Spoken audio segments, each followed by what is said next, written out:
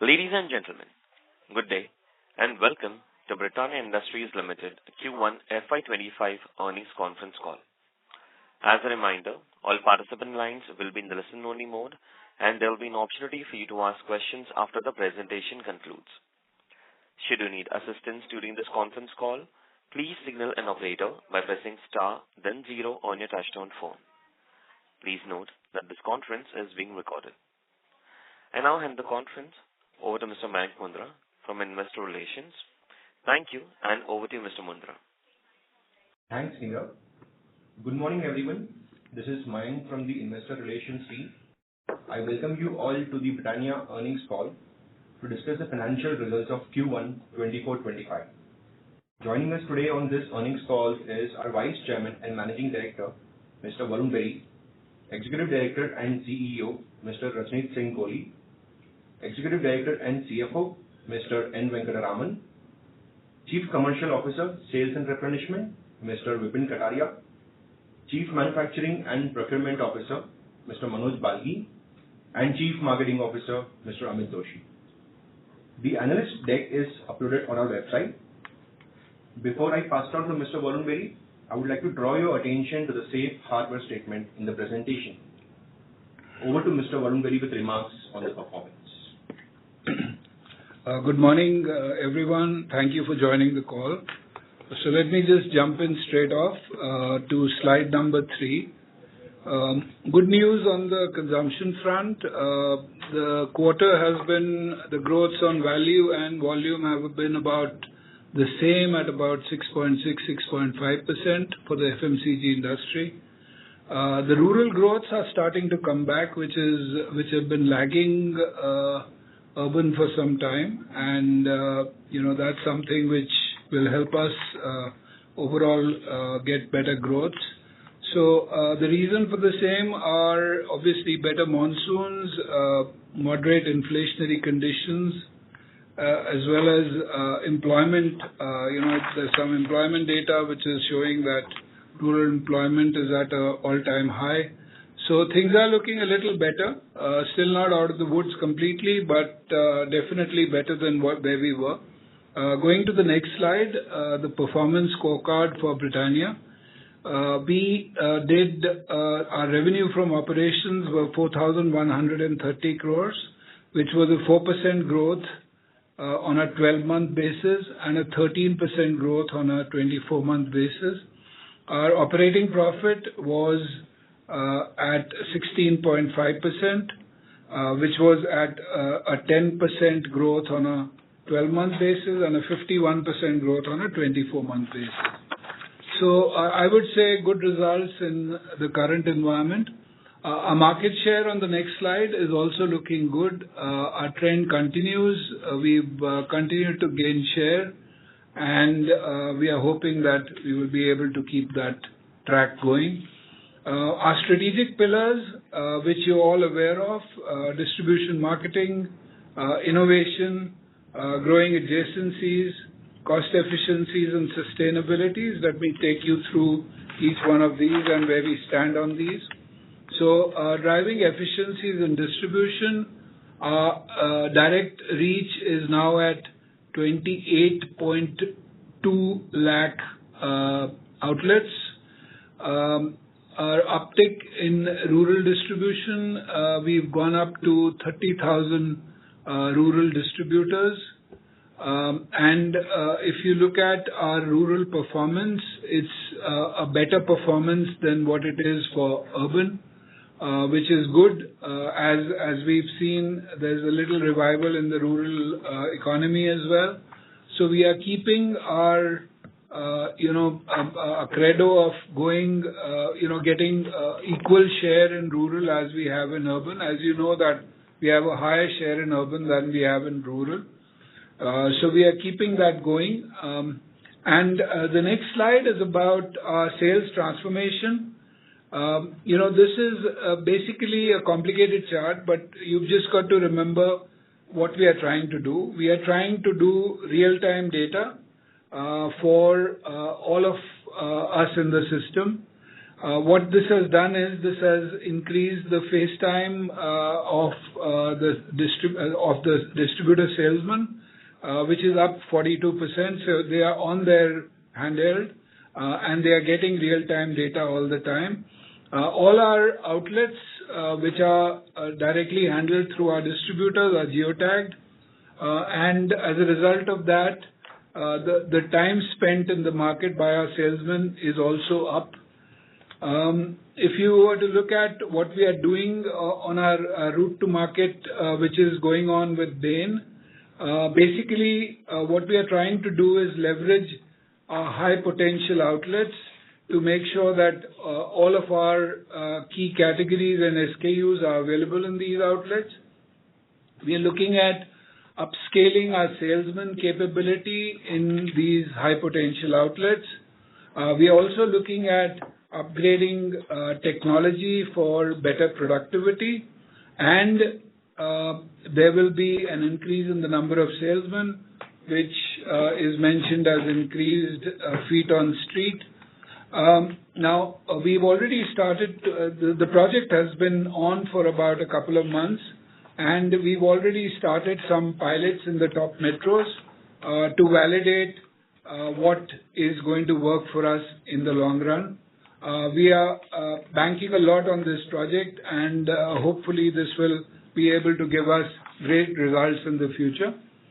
On the next slide, which is slide number 10, if you look at our capabilities in organized channels, if you look at the first quarter, we've seen much higher growth for our adjacency business as well as our new businesses in the modern trade or the organized trade channel. The building blocks of which have been a very agile supply chain, which is focusing on fill rates, a modern marketing which is based on social media, digital, etc., upskilling of our salesmen, and best-in-class service levels for our customers. Next slide, slide number 11. Building, we've been continuously building on our business as far as e-commerce is concerned. We know that it's an important channel, albeit small for us right now, but it's a test bed for innovation and new categories. We can do precision targeting with real-time consumers, product ideas which are based on social media trends, as well as consumer feedback and reviews and ratings. It's a channel which can be used by us for a lot of our current premium products, as well as making sure that we do products which are actually what the consumers are looking for. And this is giving us good results. We've been seeing great growth in this channel. So hopefully, it's today at Vipin at about what, 4% of our total sales? Yeah, Varun. So we are at about 4%, but I think the difference between us and other companies is that we purely focus on B2C, and there's a large component of B2B which other companies have. But I think that's one big differentiator that we are creating. No, absolutely. So we are not interested in the B2B business because that disrupts our distribution efforts. So we are purely concentrating on the B2C business, as Vipin said. Okay, moving on to the next slide, which is slide number 12. We've made some sustained investments in brands to drive consumer engagement.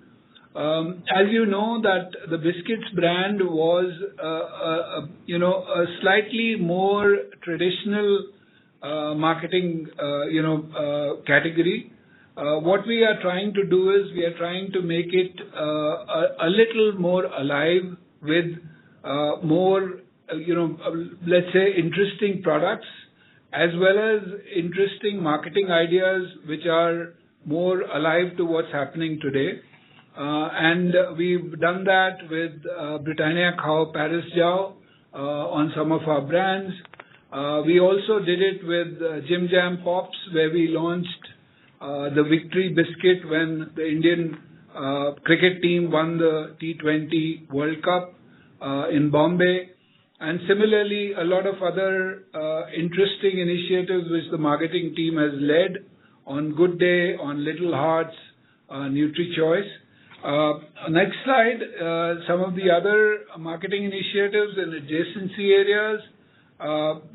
We've had Rusk advertising on the Jio mobile app. We've had the Cow Corner for Winking Cow during IPL, which was a very interesting idea, and other IPL campaigns which we did on some of our other products, and tactical consumer promotions which we've run across our portfolio of brands.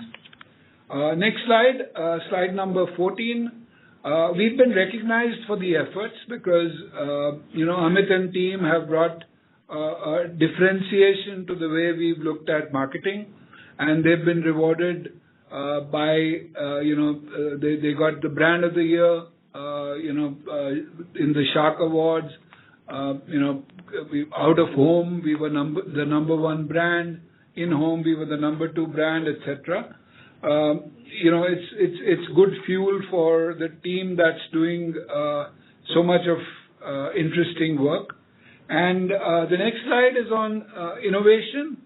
We've launched Pure Magic Stars, which is a very interesting product, and we've the jury's still out. It's just launched in the market, so it'll take some time for us to tell you how it's doing, but it's been really appreciated by consumers.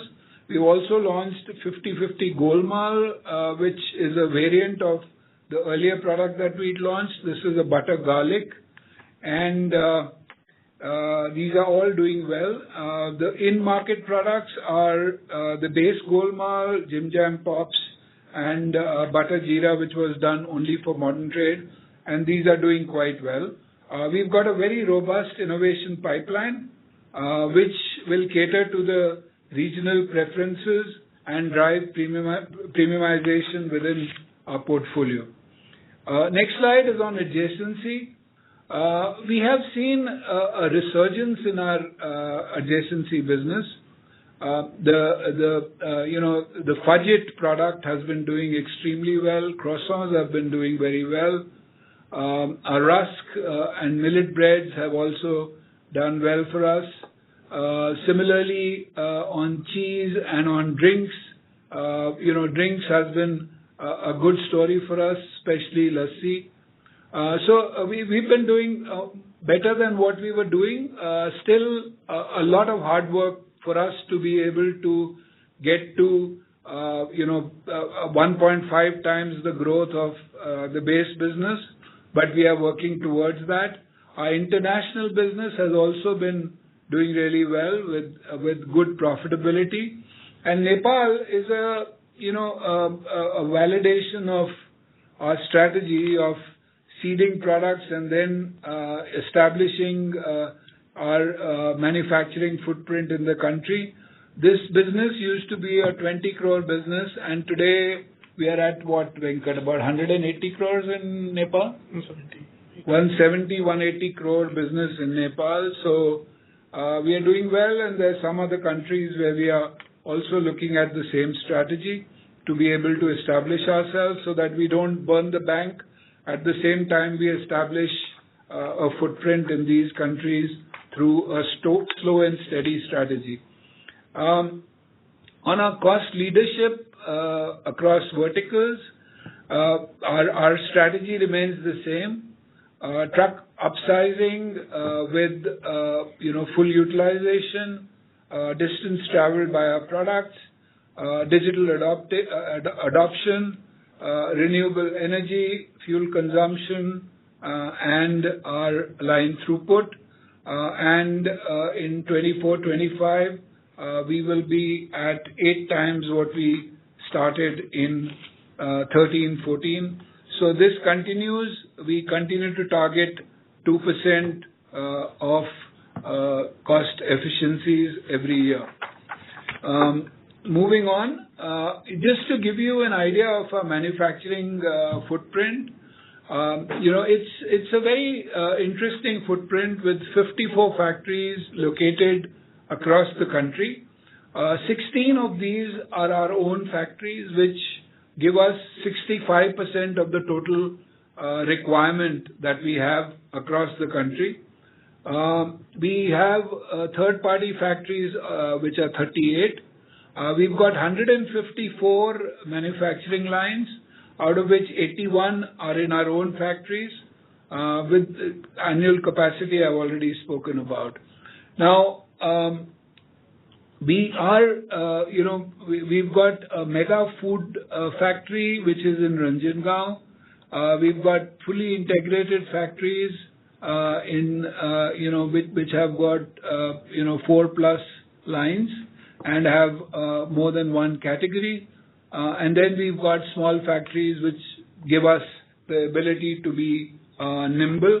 So we've got a very robust and a very solid manufacturing footprint, which is holding us in good stead in the current times. Just a quick look at our Ranjangaon dairy operations. So we are now collecting about 300,000 liters of milk in Ranjangaon, out of which 90,000 liters, and we are scaling up this 90,000 every month. 90,000 is directly through our partner farmers. These are about 3,300 farmers across 105 villages with 70 milk collection centers that are created in and around our factory.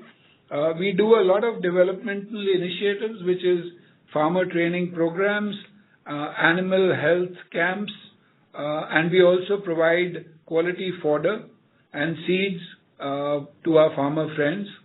Our program results have been that we've improved farmer retention to now 95%. Our farmer yields are up 13% over the last 2 years, and we've had improved quality of milk, that we receive at our factory. We've now got a processed cheese plant which is commercialized. We are doing cheese blocks, we are doing cheese cubes, cheddar cheese, we are doing slices. So, and we've got a quick scale up across formats, and our product quality today is much better than what it is. We are working on making sure that we leverage the technology that we put in our factory to get much better productivity than what we've got in the past. Just wanted to give you an idea of this operation because I thought it was important. Next slide is on ESG. You know the 4 building blocks that we have, people, growth, governance, and resources. We continue to work on these. We've been recognized as the best 3 sustainability initiatives of the year in 2024 at the Global CSR and ESG Awards, which was conducted by Brand Honchos. The key initiatives included water stewardship program, sustainable packaging, employee well-being and development, community development programs, and we also did a Har Pocket of Dustbin program. The campaign was in Q1 of this year, and we continue to do our employee volunteering program, which is on plastic waste collection across our factories and across our offices. We won some awards, which I won't dwell on, but I must compliment the ESG team from bringing us from being at the bottom of the pack to where we are today, and we hope to be right at the top in times to come. Now, getting to cost and profitability, slide number 22. Commodity costs are going up marginally. Flour costs are up. Sugar costs are up. Palm is the balancing factor. Cocoa is through the roof. The cocoa costs are completely through the roof. Laminate costs, so the 3 costs which are balancing out flour, sugar and cocoa are palm, laminates, and corrugated boxes. One that is not here is also milk. While milk powder is okay till now, but milk costs are up. So in times to come, SMP costs will also be up.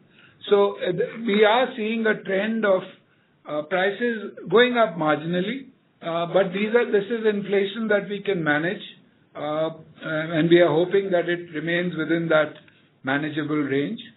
Next slide is on what we are looking at. We are stepping up investments on brand and innovation. We've actioned pricing actions wherever necessary to drive, to make sure that we remain competitive. And we also delivered cost efficiencies across all our functions. We are closely monitoring the commodity situation, and we are assessing its impact. I think it's important that we balance the commodity increases as well as the competitive pricing actions, and we've done it quite well till now. Our strategy will remain to focus on driving market share and a top-line growth, which has been evading the Indian FMCG industry for some time. Getting to the financial results. So I've already spoken about this. So we've grown 4% as far as top line is concerned on a 12-month growth basis and 13% on a 24-month basis with a revenue of 4,130 crores. Next slide is on operating profits. Operating profits are at 680 crores, which is 16.5% of our net revenue. Growth of 10% on a 12-month basis and a 51% on a 24-month basis. Getting to the ratios, net sales up 4%, operating profit up 10%, profit before tax up 13%, profit after tax up 14%. These are all before exceptional items. And the ratios are at the bottom. Profit from operations 16.5, profit before tax also at 16.5, and PAT at 12.2%. So that's all I have for you. Let me open the doors for questions. Over to you. Thank you very much. We'll now begin the question and answer session. Anyone who wishes to ask a question may press star and 1 on their touch-tone telephone. If you wish to remove yourself from the question queue, you may press star and 2. Participants are requested to use handsets while asking a question. Ladies and gentlemen, we will wait for a moment while the question queue assembles. Participants, you may press star and 1 to ask a question. A request to all the participants, kindly restrict to 2 questions per participant and join the queue again for a follow-up question. The first question is from the line of Avnish Roy from Nuvama. Please go ahead. Yeah, thanks and congrats on the volume growth. My first question is on the cheese business. So I noticed that you have mentioned on profitable growth. My specific question is, do you need to work further on the pricing aspect? Because I remember a few quarters back, you had said the pricing premium is high for Britania in cheese, and you would like to reduce that. So where are we in terms of that? Second is, would you have a market share in cheese? Because clearly that opportunity is very high given the kind of technology you bring to the table, the huge facility you have now. Any numbers you can share with us directionally how you see market share next 3 years in cheese? So, Avnish, yes, pricing, we've taken a few actions as far as pricing is concerned. Now our premium is slightly lower, but we are working on seeing if there's any further, possibility of us becoming more competitive. So that quest for pricing equality continues, and that will also come with the efficiencies building in our lines, because we've just commercialized our lines. We are still building the efficiencies, So hopefully over the next 3-4 months, we'll be able to bring something more to the table. What was the other question, Avnish? I missed it. Share. The market share on cheese, we are very small, Avnish. It's predominantly, we are number 2 in the industry, but we are in just in about double-digit numbers. So there's a lot of bunching at the bottom with low 2-3% share. So a lot of players are at 2-3% share.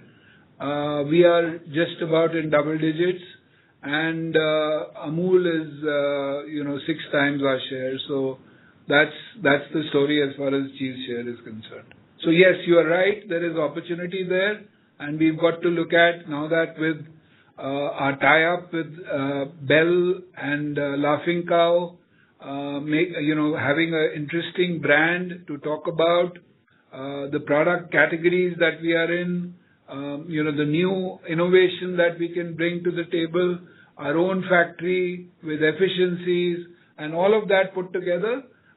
If we get everything right in the next 3 to 6 months, there could be a lot of potential as far as the cheese market is concerned. Sure. Thanks. My second question is on the demand side. So in the B2C in Q1, there were 2 headwinds and 1 tailwind for biscuit consumption.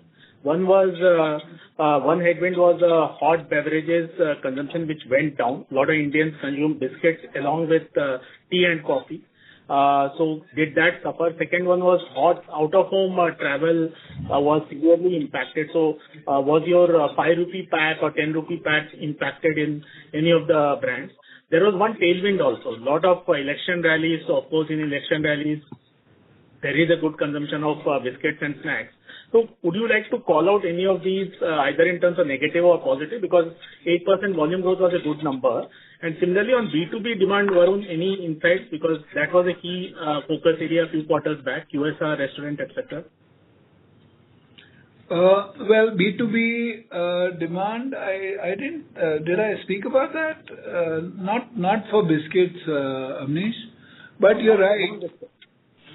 Yeah, non-biscuits, yes, we're making great progress there, but biscuits, it's not a big part of our overall agenda, but still has been going up.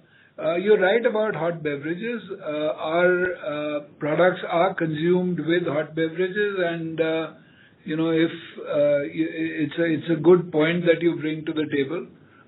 We've got to evaluate this and understand if there is any correlation there. Out of home, we didn't see any negative impact, although the growths are what they are. They're not where we would want to be. We would have wanted the growths to be at least 2.5 times what they are currently, and we are hoping that we'll get back to those numbers. Election rallies do not impact us that much, Avnish. We've seen it in the past as well. It doesn't give us a up or a down in any way, and we sailed through those this year as well. So thanks. That's all from my side. Thank you. Okay. Thank you very much. Participants kindly restrict to 2 questions per participant and join the queue for a follow-up question. Next question is from the line of Avi Mehta from Macquarie. Please go ahead. Hi, sir. Sir, with the marginal inflation that you have seen in commodity costs, how do you think, could you share your thoughts on the FY25 pricing growth? How do you see that? No, we might have to take a little bit of pricing, but it will not be what we saw in the past. If you remember for about 20 months or 18 months, we saw inflation of 22%. And that's what sort of gets us off track, because those are the kind of numbers which impact consumer, consumption, etc. So I don't see that happening. Even if there is inflation, it'll probably be in the range of 4-5%. And to that extent, we will have to figure out, which are the brands, which are the categories where we go ahead and take some pricing, if required. Got it, sir. So some pricing, but depending on how it kind of pans out, but it looks benign in that sense. Got it. Sir, on the adjacent businesses, I just wanted to check, would it be possible to share where do we stand at the EBITDA margin level now, and whether that is the focus when you highlighted that there's a focus on consolidation in this category, or that margin trajectory is something that we would be, your thoughts on that one, please. We do not do a separate consolidation on an adjacency business level. But if you look at our overall margins, and I frankly haven't looked at EBITDA margins, but if you look at your net margins, they are reasonable. Cake and rusk are in the double-digit territory. Rusk would probably be accretive to our overall margins. And bread, as you know, we used to be negative margins. We've brought it to a stage where they are almost touching a double-digit margin. So that's a great achievement in a category like bread.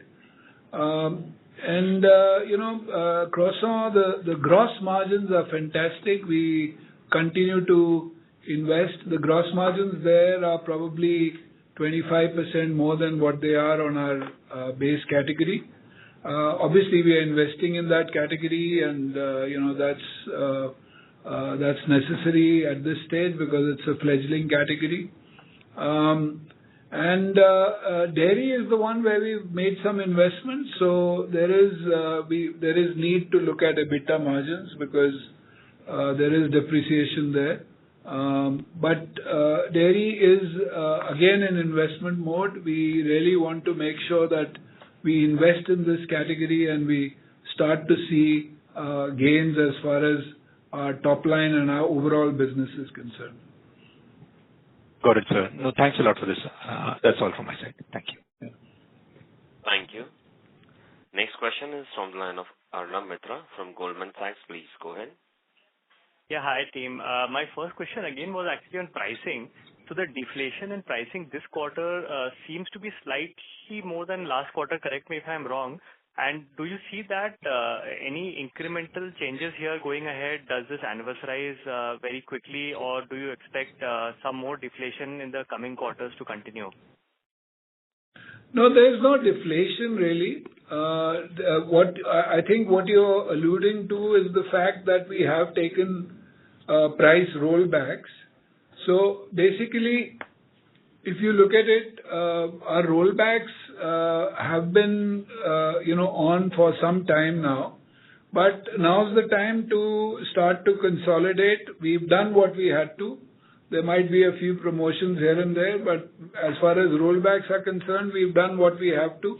As we were saying, we expect a 4 to 5% inflation in the coming months. On the back of flour and sugar and cocoa. So, and if that happens, we will start to take slight price increases in the future. Understood. Just a follow-up on this. So the carry forward effect of the year-on-year price decline, that then you're saying could continue, even though there's no incremental price cut that you are taking or rollback as you're taking? Yes, because of the base, because it's probably not in the base, you might have a slight difference in our volume growth and our revenue growth, but it will even out. The good news is that the volume growths are now coming close to double digits, and that's what's going to keep us in stead as we go forward. And one last question is the other operating income. There is a very sharp spike YOY. Is there any bunching of PLI here and any sense of what could be the steady state run rate here? This is Ranjangaon, no? Yeah. So this is for our factory in Ranjangaon. So as you know that we are qualified as an ultra mega plant. But that was subject to us reaching a certain, investment. And as we reached that investment, we got some benefits from the past year. So that's what's coming there. Thank you. Yeah. Arnab, I'll request to come back for a follow-up question. Sure. Next question is from the line of Percy Pandaki from IIFL Securities. Please go ahead. Hi, Varun. Recently, I saw your bag snacks extruded time pass in shop in Bombay. So is this something recent? Because till now, I think it was a South India kind of launch. And any kind of views you have on how you want to take this forward? This is in experimental stage, Percy. So we are doing some market tests, etc. So, it's in that stage to figure out if we have a solid right to succeed. So, it's at this point in time, it's not like a rollout across the country or anything like that. As you know, we put up 2 lines, one in Ranjangaon and one in the south in Bangalore, and both of these lines have very small capacity. We can do about 200 tons a month, and we are using these lines to do some experimentation, figure out what works, what doesn't work. Varun, hasn't it been really too long for it to be in test phase? Because it's been like 5 years plus since we first launched this product. So what is really holding us back here? The market opportunity is huge, and it works on distribution, and we are the kings of distribution. Whatever little contribution is required of a brand, that also we have. And I understand margins are lower, but it's incremental absolute profit opportunity. So what is really holding us back here? No, there are 2 or 3 things, Percy. One is obviously the outside opportunity. See, if you look at the outside opportunity, yes, the total market is large, but you look at the number of operators in this category. There are about 2,600 salty snack operators, right? And what I hear from the market is that all of the organized players have not been really gaining. It's the small operators who've been gaining because they are giving more grams in bag, and obviously when you give grams in bag, you have no profitability. So all those things need to be tested. The second is internal. The second is that internally we've got different products, right? One is a product that sits in the shelf, which is biscuits and cake and rusk and croissant and all of that. And this is a product category which is hung outside, right? So it's an impulse category, and so our internal ability to do justice to that also has to be tested. I agree with you. It's taken longer than what it should have, but we don't want to do anything without really being 100% sure of success. So I do not worry about a little more time, but we have to be sure-footed. And if we are not sure-footed, believe me, I will not launch it. That also I'm very clear about. My second question is on the margins. So for the last several quarters, we have been clocking margins of about 19% plus. This quarter, we've come to about 18.2, and that too with some bunched up one-off of Ranjangaon. So going ahead, what is the sort of margin roughly that we are targeting? Is it going to be a 19% plus number, or are we at this 18 to 18.5% kind of number for the next 4 to 8 quarters now? That's a very pointed question, and I can't give you a pointed answer. But let me give you what I feel. I think it's the time to drive top line right now. We, as a FMCG industry in India, have suffered the top line growths that are required. And, I would not mind if my margin stays at, 16% rather than going to 18%. But it's important that we drive top line. And I'm not saying that we will compromise on margins. We will do whatever is necessary to get margins as well. But the time is to drive top line. Okay, sir. That's all from me. Thanks and all the best. Yeah. Thank you. Next question is from the line of Mihir Shah from Nomura. Please go ahead. Hi, sir. Congrats on good volume performance. Thank you for taking my question. Sir, on the pickup on volumes, I wanted to check if there is any element of higher than usual in-home consumption that you are seeing due to the extreme heat wave. And also with the price rollbacks that you have initiated, do you think these volumes can sustain and inch up further as we were thinking about, or these numbers can probably go down from here? No, I wish I had the ability to predict this. But in a country like India, getting to high single-digit volume growth should not be a big issue at all. And we've been seeing it for years and years. It's just that we've had a lull for about 2 years, 3 years. And that's because we've taken a lot of pricing because of the high inflation.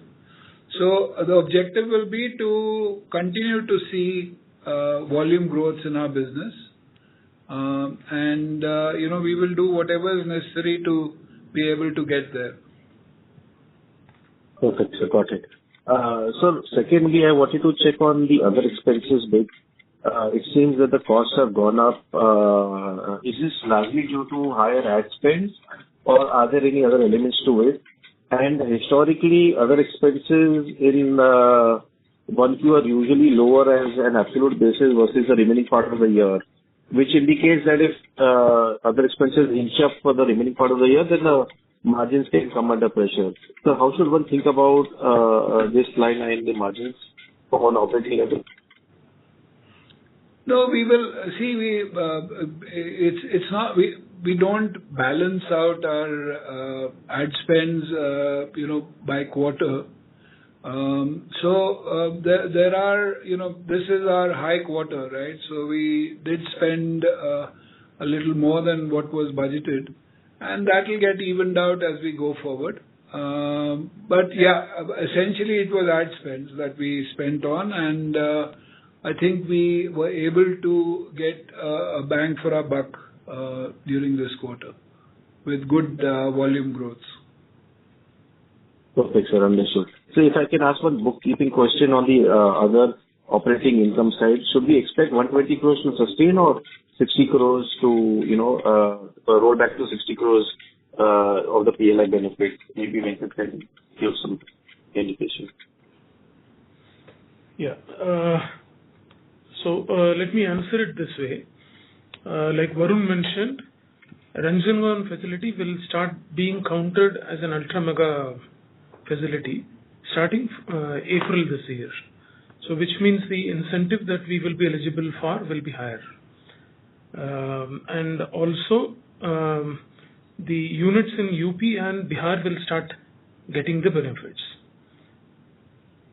So I'm not answering you the question directly, but these are the 2-3 things that are going to help improve the operating income going forward. Thank you very much. Here I'll request you to come back for a follow-up question. Participants kindly restrict to 2 questions per participant. Next question is from the line of Binay Shukla from Phillip Capital. Please go ahead. Thanks for the opportunity. Question is on focus market. Since you have been emphasizing a lot in your focus market, and which is growing much faster than the company's overall growth. And I also do understand that the growth is mainly driven by the distribution expansion or investment in the brand building.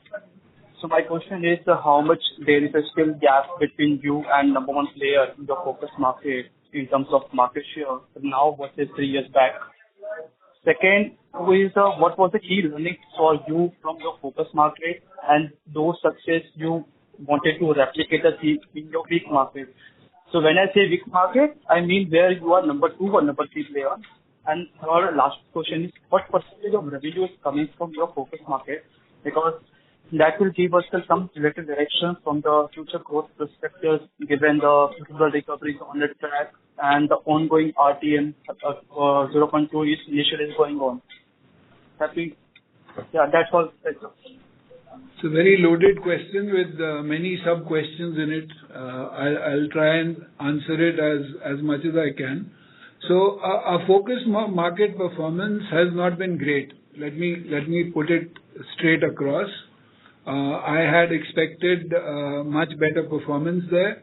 And the reason for that is that, the rural markets are still coming out of that phase where rural was lagging urban. And there's a little bit of down trading happening in some of the markets as well, where people are going to the lowest common denominator and the cheapest product in the markets. So our performance this quarter, as far as the Hindi belt is concerned, has been average, I would say. And the endeavor will be to take it to above average as we move forward. What do the Hindi belt markets contribute to our business? Vipin, do you know? Yeah, so it will be 15 odd percent. The other clarification I just want to also put on the table is that, see, there are shades of these focus markets. So in some focus markets, we are doing fairly well, whereas wherever there is a large value resurgence, that's where the struggle is, and that's making the performance average. So our average contribution is about 15 odd percent. Over the last 3-5 years, we've been growing at 1.5x. So the salience of these focus markets are going up every year. Yeah, going up every year, and but the resurgence that we expect has not happened this year, which we are working towards getting. And 15%, Vipin, and what is the industry contribution? Industry contribution will be almost a third because these are large markets like UP, MP, Rajasthan. So it will be. So that's the point. The point is, for us internally, it's 15%. For the market, it's about 35%. So we have a lot of ground to cover. So how much there is a still gap between you and number 2 player in terms of market share now and when I look at 3 years back? Very big. See, we are not doing a big bang strategy where we are saying that we'll go from a 10% share to a 40% share. That's not going to happen. It's a slow and steady gain. As you've seen, we've been gaining about 1 share point a year for the past, 8-10 years. So we are now at about, let's say, close to a 18% share. And the number 1 player is still at about 50% share. Am I right? Or 40%? Yeah. So the number 1 player is 3x or RMS, and we would be at that 17-18 share. But I think that's the headspace. So that's the opportunity that we've got a very large headspace between us and the large competitor. And like you said, that there are a lot of these markets where we are number 1 and number 2. So we are picking up learnings from these markets and trying to improve our distribution, our assortment, our marketing effort to go up. The other thing which Venkat also spoke about is the investment in these states, which is, let's say, Barabanki factory. And, that will help us giving, more competitive assortment to the market. So I think it's a long-term gain. I think last 5-7 years we have done well. I think this is a phase, like Varun is saying, where we have stagnated a bit. But I think we are fully on and focused on that agenda. And I think next 3-5 years, we will, certainly narrow the gap. Yes, sir. Last question on biscuit side. Recently, a North biscuit company highlighted that they have experiencing a higher competition from the market leader through the aggressive consumer promotion. So my question is that the aggression was restricted to North and West market only, or is it also we have done consumer promotion in Eastern markets?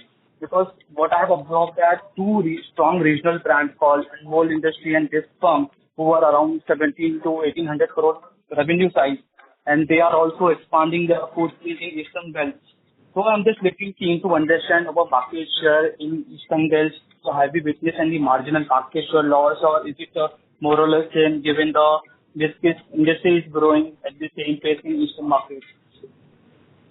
No. So, see, the growths are about the same across. I would say the growths have been anemic for some time now. What our strategy is to become, act like a nimble regional player. So if there is something that's required in a certain region in terms of brand, flavor, whatever else, pricing, recipe, we are ready to do all of that to make sure that we cater to that region, and that's holding us in really good stead. Now, the companies that you're talking about, some of these regional companies have been extending their footprint across the country, and hence their growths might look big at this point in time.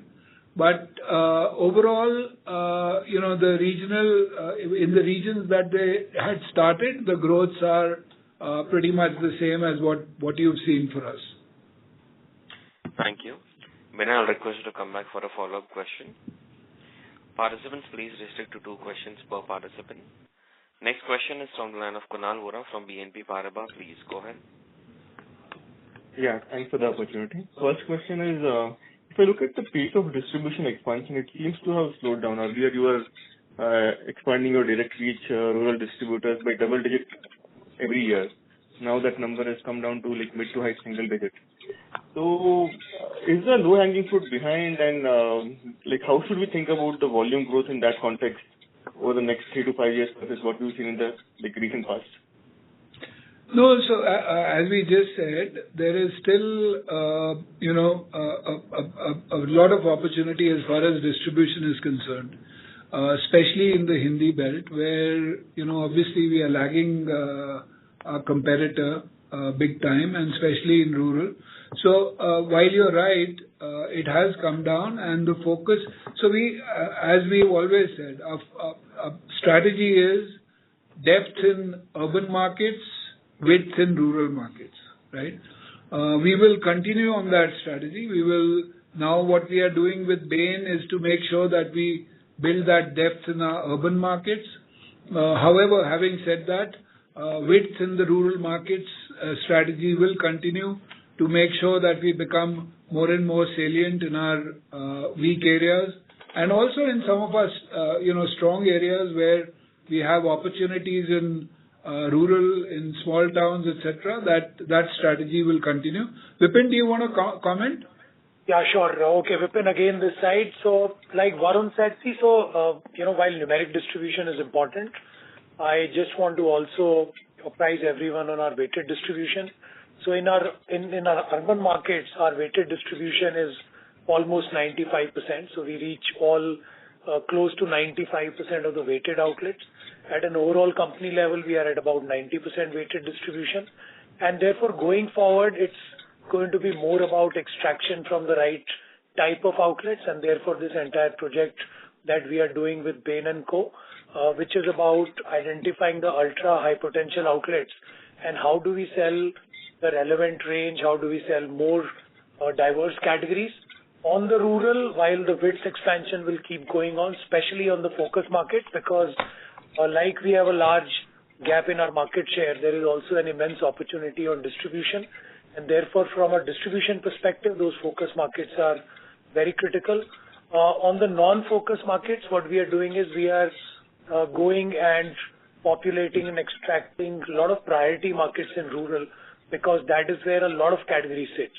So I think today it's more about horses for courses and not about just keeping increasing the distribution, and therefore the relevant set of geographies you will see width increase in metro, in the large markets, even in rural there is an extraction opportunity, and that's what we are planning to do going forward.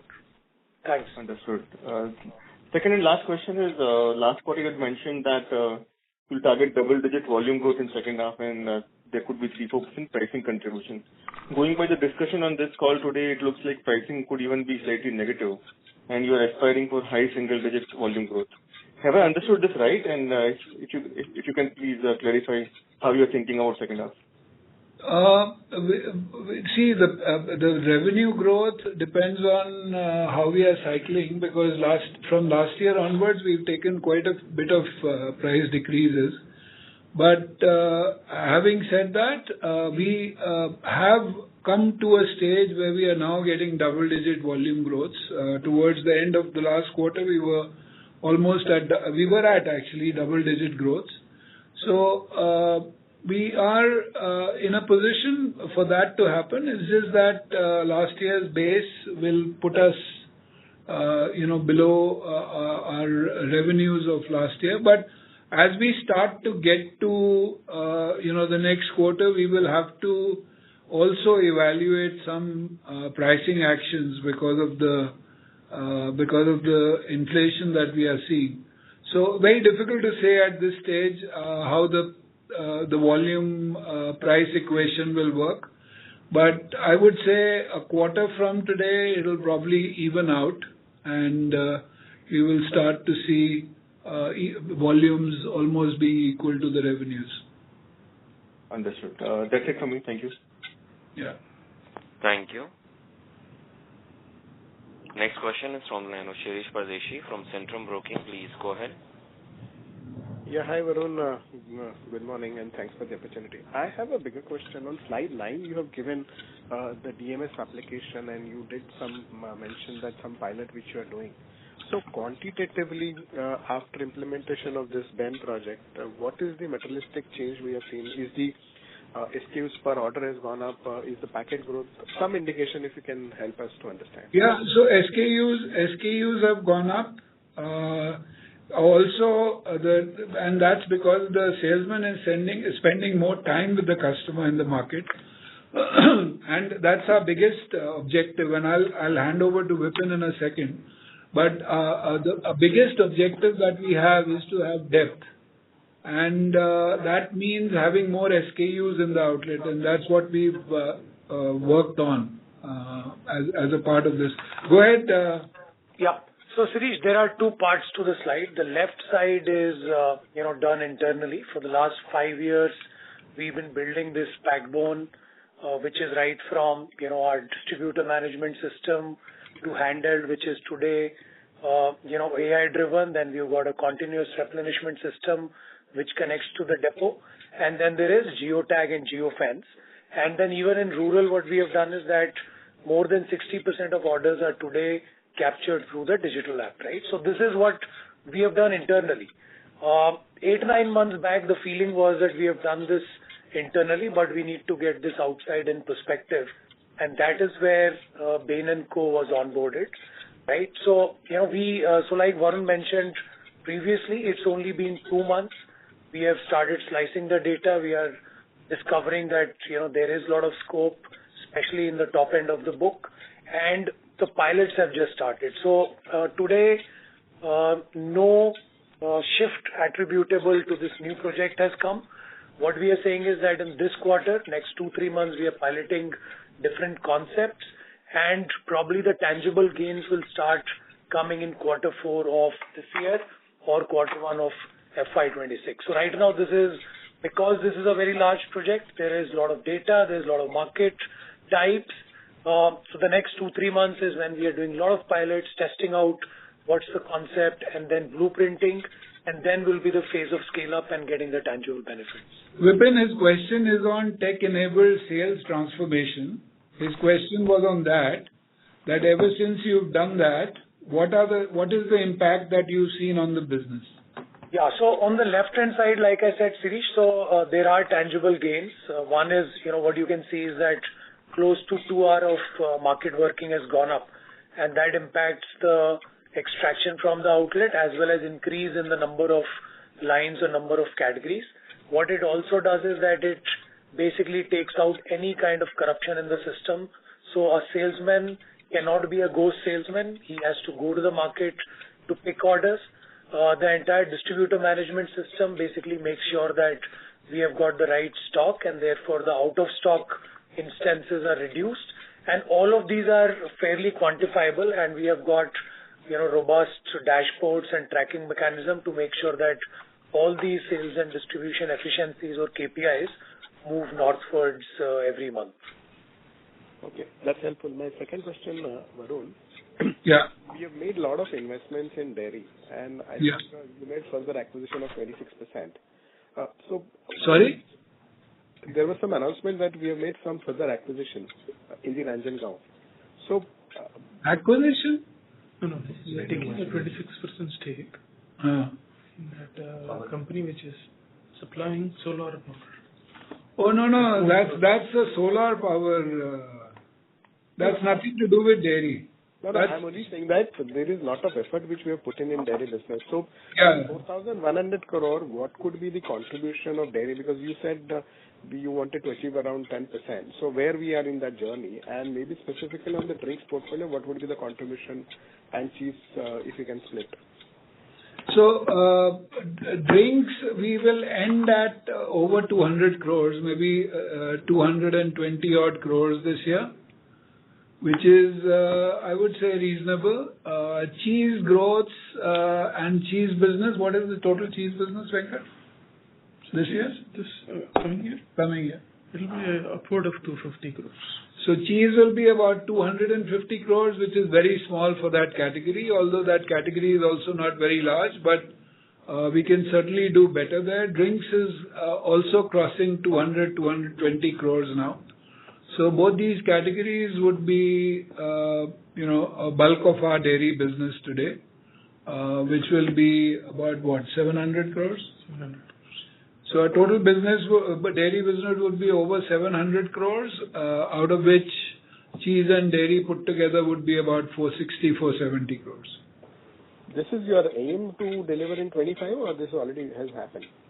No, that's the run rate that we have currently. Okay. Yeah. That's really helpful. And maybe you can say that what is the gross margin we are at this time, because you mentioned that milk prices are up. So maybe if you have a ready number, what milk price procurement we are doing now? Gross margins are pretty much in line with our overall gross margins. It's just that the investments and the depreciation, which is, looking at a lower net for us. But net margins gross margins are pretty much the same. Slightly higher, in fact, slightly higher than our core business. Thank you, Sirish. Ladies and gentlemen, we will take that as the last question. I will now hand the conference over to Mr. Mayank Mundra for closing comments. Thank you, everyone, for spending time with us on this call today. We look forward to interacting with you again. Thank you very much. On behalf of Britania Industries Limited, that concludes this conference. Thank you for joining us, and you may now disconnect your lines. Thank you.